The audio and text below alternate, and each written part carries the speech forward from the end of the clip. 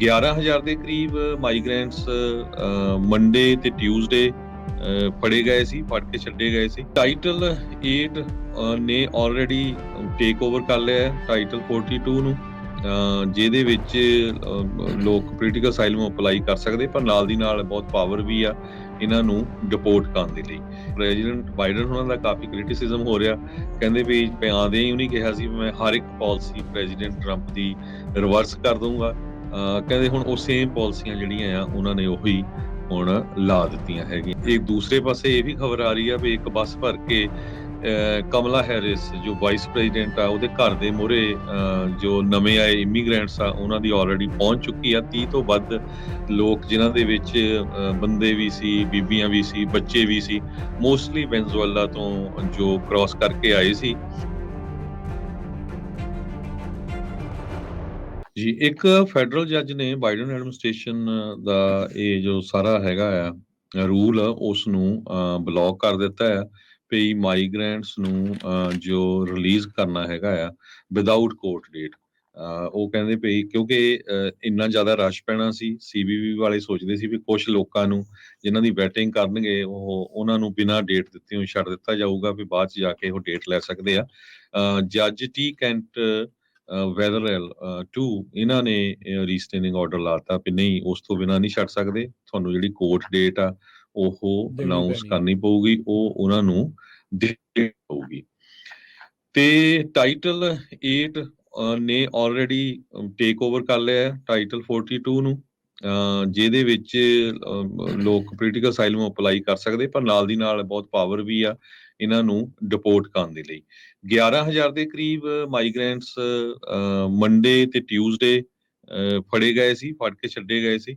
ਤੇ 13,000 ਤੋਂ 14,000 ਦੇ ਕਰੀਬ ਕਹਿੰਦੇ ਪਈ ਕੱਲ ਤੇ ਅੱਜ ਹੋ ਸਕਦੇ ਆ। ਇਹ ਬਾਰਡਰ ਪੈਟਰੋਲ ਦੇ ਜੋ ਚੀਫ ਰਾਹੁਲ ਔਰਟੇਜ਼ ਆ ਉਹਨਾਂ ਨੇ ਇਹ ਕਿਹਾ ਆ, ਪਰ ਇਹ ਇੱਕ ਵੱਡੀ ਪ੍ਰੋਬਲਮ ਵੀ ਹੋ ਸਕਦੀ ਹੈ, ਜ਼ਿਆਦਾ ਨੰਬਰ ਹੈ। ਮੈਕਸੀਕੋ ਦੇ ਫੋਰਨ ਮਿਨਿਸਟਰ ਮਾਰਸੈਲੋ ਇਬਰਾਡ ਨੇ ਇਹ ਕਿਹਾ ਆ ਕਿ ਯੂਐਸ ਨੇ 1 ਲੱਖ ਦੇ ਕਰੀਬ ਵੀਜ਼ੇ ਜਿਹੜੇ ਆ ਮਾਈਗ੍ਰੈਂਟਸ ਨੂੰ ਵੈਨਜ਼ੂਏਲਾ, ਕਿਊਬਾ, ਨਿਕਾਰਾਗੁਆ, ਹੇਤੀ ਇਹਨਾਂ ਦੇ ਥਰੂ ਆਨਲਾਈਨ ਜਿਹੜੇ ਦਿੱਤੇ ਹੈਗੇ ਆ।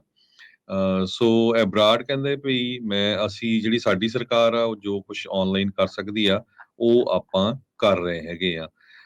ਵੀਰਵਾਰ ਨੂੰ ਵੀ 10,000 ਲੋਕਾਂ ਨੂੰ ਫੜਿਆ ਗਿਆ ਸੀ ਬਾਰਡਰ ਦੇ ਉੱਤੇ, ਤੇ ਬਾਅਦ ਦੇ ਵਿੱਚ ਉਹਨਾਂ ਨੂੰ ਛੱਡ ਦਿੱਤਾ ਗਿਆ। ਗਲੋਬਲ ਰਿਫਿਊਜੀ ਆਰਗੇਨਾਈਜੇਸ਼ਨਸ ਨੇ ਕੰਸਰਨ ਕੀਤਾ ਹੈ ਯੂਨਾਈਟਿਡ ਨੇਸ਼ਨ ਰਿਫਿਊਜੀ ਏਜੰਸੀ ਤੇ ਇੰਟਰਨੈਸ਼ਨਲ ਆਰਗੇਨਾਈਜੇਸ਼ਨ ਫਾਰ ਮਾਈਗ੍ਰੇਸ਼ਨ। ਉਹਨਾਂ ਨੇ ਕਿਹਾ ਆ ਵੀ ਇਹ ਜੋ ਟਾਈਟਲ 40 ਐਂਡ ਹੋ ਰਿਹਾ ਉਹਦੀ ਜਗ੍ਹਾ ਜਿਹੜਾ ਨਵਾਂ ਟਾਈਟਲ ਲਾ ਰਹੇ ਆ ਇਹ ਸਹੀ ਨਹੀਂ ਹੈ, ਐਕਸੈਪਟੇਬਲ ਨਹੀਂ ਹੈਗਾ। ਤੇ ਮੀਂਹ ਪੈਣ ਦੇ ਵੀ ਕਾਫੀ ਅਸਾਰ ਆ ਉਸ ਏਰੀਏ ਦੇ ਵਿੱਚ। ਜਿਸ ਤਰ੍ਹਾਂ ਮੈਂ ਤੁਹਾਨੂੰ ਦੱਸਿਆ ਹੀ ਆ ਵੀ ਨੈਸ਼ਨਲ ਵੈਦਰ ਸਰਵਿਸ ਫੋਰਕਾਸਟ ਨੇ ਦੱਸਿਆ ਵੀ ਐਕਸੈਸਿਵ ਰੇਨ ਹੋਣੀ ਹੈਗੀ ਆ। ਟੈਕਸਸ ਦਾ ਜੋ ਬਾਰਡਰ ਹੈਗਾ ਰੀਓ ਗ੍ਰਾਂਡੇ ਏਰੀਏ ਵਾਲਾ, ਤੇ ਦੂਸਰੇ ਪਾਸੇ ਰੀਓ ਗ੍ਰਾਂਡੇ ਜੋ ਦਰਿਆ ਆ ਉਹਦੇ ਵਿੱਚ ਹੋਰ ਵੀ ਪਾਣੀ ਆ। ਆਫੀਸ਼ੀਅਲਸ ਜੋ ਲਾ ਐਨਫੋਰਸਮੈਂਟ ਆਫੀਸਰਸ ਆ ਉਹ ਕਹਿੰਦੇ ਵੀ ਅਸੀਂ ਆਲਰੇਡੀ ਤਿਆਰ ਹੋ ਰਹੇ ਆ। ਕਵੇਲੋ ਡੈਮ ਜੋ ਕਿ 100 ਮੀਲ ਨਾਰਥ ਆਫ ਐਲ ਪਾਸੋ ਆ, ਉੱਥੋਂ ਪਾਣੀ ਇਸ ਦਰਿਆ ਦੇ ਵਿੱਚ ਛੱਡਿਆ ਜਾਊਗਾ ਤਾਂ ਕਿ ਜੋ ਪਾਣੀ ਆ ਉਹ ਜ਼ਿਆਦਾ ਹੋਵੇ। ਤੇ ਦੂਸਰੀ ਸਾਈਡ ਜੋ ਮੈਕਸੀਕੋ ਵਾਲੀ ਸਾਈਡ ਦੇ ਉੱਤੇ ਫੈਂਸ ਲੱਗੀ ਹੋਈ ਆ, ਉੱਥੇ ਵੱਖ-ਵੱਖ ਤਰ੍ਹਾਂ ਦੇ ਜਿਹੜੇ ਸਾਈਨ ਲਾਏ ਗਏ ਆ ਵੀ ਇਹਦੇ ਵਿੱਚੋਂ ਲੰਘਣਾ ਖਤਰਨਾਕ ਆ, ਉਹਦੇ ਚ ਡੁੱਬ ਸਕਦੇ ਆ, ਮਰ ਸਕਦੇ ਹੈਗੇ ਆ। ਸੋ ਕਾਫੀ ਕੁਝ ਜਿਹੜਾ ਆ ਇਹਦੇ ਸੰਬੰਧ ਦੇ ਵਿੱਚ ਚੱਲ ਰਿਹਾ, ਕਈ ਪਾਸਿਆਂ ਤੋਂ ਜੋ ਪ੍ਰੈਸ਼ਰ ਆ ਪੈ ਰਿਹਾ। ਦੂਸਰੇ ਪਾਸੇ ਹਾਊਸ ਰਿਪਬਲਿਕਨਸ ਨੇ ਇੱਕ ਨਵਾਂ ਬਿੱਲ ਕੱਲ ਜੋ ਪਾਸ ਕਰ ਦਿੱਤਾ ਹੈਗਾ ਆ। ਉਹਦੇ ਮੁਤਾਬਕ ਨਵੀਆਂ ਰੀਸਟ੍ਰਿਕਸ਼ਨਸ ਲਾਈਆਂ ਗਈਆਂ ਆ ਅਸਾਈਲਮ ਸੀਕਰਸ ਦੇ ਉੱਤੇ, ਤਾਂ ਕਿ ਕਾਫੀ ਸਖਤੀ ਹੋਊਗੀ ਪੋਲੀਟੀਕਲ ਅਸਾਈਲਮ ਲੈਣਾ। ਪਰ ਪ੍ਰੈਜ਼ੀਡੈਂਟ ਜੋ ਬਾਈਡਨ ਹੁਣੀ ਕਹਿੰਦੇ ਆ ਵੀ ਉਹ ਉਸ ਬਿੱਲ ਨੂੰ ਵੀਟੋ ਕਰ ਦੇਣਗੇ, ਕਿਉਂਕਿ ਜੋ ਕਾਂਗਰਸ ਆ ਉਹਦੇ ਵਿੱਚ ਡੈਮੋਕ੍ਰੇਟਸ ਨਾਲੋਂ ਰਿਪਬਲਿਕਨਸ ਦੀ ਗਿਣਤੀ ਜ਼ਿਆਦਾ ਆ। ਤੇ ਜੋ ਰਿਪਬਲਿਕਨਸ ਨੇ ਮਕਾਰਤੀ ਹੁਣੀ ਬਿੱਲ ਲੈ ਕੇ ਆਏ ਆ ਉਹ 219 ਦੇ ਮੁਕਾਬਲੇ 213 ਦੇ ਨਾਲ ਪਾਸ ਹੋ ਗਿਆ ਆ। ਉਹ ਤੋਂ ਬਾਅਦ ਫਿਰ ਸੈਨੇਟ 'ਚ ਵੀ ਜਾਣਾ ਆ। ਤੇ ਸੈਨੇਟ ਦੇ ਵਿੱਚ ਮੈਜੋਰਿਟੀ ਜੋ ਡੈਮੋਕ੍ਰੇਟਸ ਦੀ ਆ, ਸੋ ਕਾਫੀ ਕੁਝ ਜਿਹੜੀ ਚੀਜ਼ ਕਈ ਸੈਨੇਟਰ ਹੁਣ ਇਹ ਕਹਿ ਰਹੇ ਆ ਵੀ 2 ਸਾਲ ਤੋਂ ਵੱਧ ਦਾ ਸਮਾਂ ਸੀ ਟਾਈਟਲ 42 ਦੇ ਸਬੰਧ ਦੇ ਵਿੱਚ। ਮੌਜੂਦਾ ਸਰਕਾਰ ਤੇ ਰਿਪਬਲਿਕਨ ਦੋਨਾਂ ਨੂੰ ਸਮਾਂ ਬਹੁਤ ਲੰਮਾ ਸਮਾਂ ਸੀ ਇਮੀਗ੍ਰੇਸ਼ਨ ਦੇ ਉੱਤੇ ਵਰਕਆਊਟ ਕਰਨ ਦੇ ਲਈ। ਕਹਿੰਦੇ ਵੀ ਜੋ 2 ਸਾਲਾਂ ਦੇ ਵਿੱਚ ਪ੍ਰੈਸ ਕਾਨਫਰੰਸ ਜਾਂ ਇਮੀਗ੍ਰੇਸ਼ਨ ਦੀ ਬਾਬਤ ਗੱਲਬਾਤ ਕਰਨੀ ਸੀ ਉਹ ਸਾਰੇ ਚੁੱਪ ਰਹੇ। ਈਵਨ ਵਾਈਸ ਪ੍ਰੈਜ਼ੀਡੈਂਟ ਕਮਲਾ ਹੈਰਿਸ ਨੂੰ ਪ੍ਰੈਜ਼ੀਡੈਂਟ ਜੋ ਬਾਈਡਨ ਹੁਣਾਂ ਨੇ ਕਿਹਾ ਸੀ ਵੀ ਬਾਰਡਰ ਤੇ ਜਾ ਕੇ ਚੈੱਕ ਕਰਕੇ ਆਓ। ਉਹ ਕਾਫੀ ਲੰਮੇ ਸਮੇਂ ਬਾਅਦ ਗਏ ਵੀ ਤਾਂ ਇੱਕ ਅੱਧਾ ਦਿਨੇ ਜਾ ਕੇ ਆ ਗਏ ਵੀ ਕਿਸੇ ਨੇ ਕੁਝ ਨਹੀਂ ਕੀਤਾ। ਪਰ ਪਿਛਲੇ ਹਫ਼ਤੇ ਤੋਂ ਹੁਣ ਹਰ ਕੋਈ ਚਾਹੇ ਕੋਈ ਰਿਪਬਲਿਕਨ ਆ ਚਾਹੇ ਡੈਮੋਕ੍ਰੇਟ ਆ ਹਰ ਕੋਈ ਉਹ ਇਮੀਗ੍ਰੇਸ਼ਨ ਦੇ ਉੱਤੇ ਇਸ ਟਾਈਮ ਦੇ ਗੱਲਬਾਤ ਕਰ ਰਿਹਾ ਆ ਤੇ ਪ੍ਰੈਜ਼ੀਡੈਂਟ ਬਾਈਡਨ ਉਹਨਾਂ ਦਾ ਕਾਫੀ ਕ੍ਰਿਟਿਸਿਜ਼ਮ ਹੋ ਰਿਹਾ। ਕਹਿੰਦੇ ਵੀ ਆਉਂਦੇ ਹੀ ਉਹਨੇ ਕਿਹਾ ਸੀ ਮੈਂ ਹਰ ਇੱਕ ਪਾਲਿਸੀ ਪ੍ਰੈਜ਼ੀਡੈਂਟ ਟਰੰਪ ਦੀ ਰਿਵਰਸ ਕਰ ਦਊਂਗਾ।